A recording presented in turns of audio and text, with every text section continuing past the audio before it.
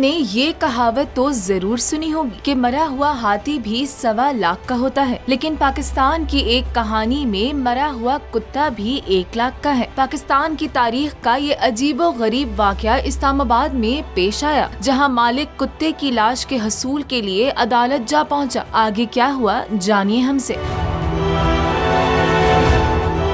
جج صاحب مجھے کتے کی لاش دلوا دو۔ اسلام آباد میں پیش آیا ایک انوکھا واقعہ۔ شہری کتے کی لاش کے حصول کے لیے عدالت جا پہنچا۔ کہا بیمار کتے کو ہسپتال لے کر گیا تھا، کہا کتے کو غلط انجیکشن لگا دیا جس کی وجہ سے اس کی موت ہوئی، اور جب کتے کے مالک نے لاش مانگی تو ڈاکٹر پیسوں کا مطالبہ کرنے لگا۔ وکیل کا کہنا ہے کہ غلط انجیکشن لگانے سے کتے کی موت ہو گئی۔ جب 1 لاکھ روپے دینے کے لیے میرے کلائنٹ پہنچے، وہاں پر دیکھا تو پیشنٹ کو اینٹی بایوٹک ڈرپ لگا ہوا تھا۔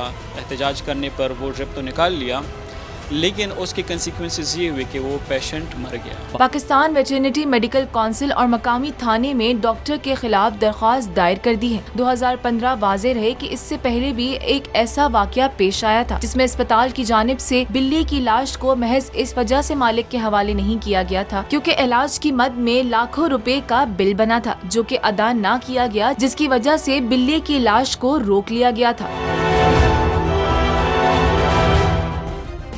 سبسکرائب کریں اور بیل دبائیں تاکہ کوئی خبر رہ نہ جائے۔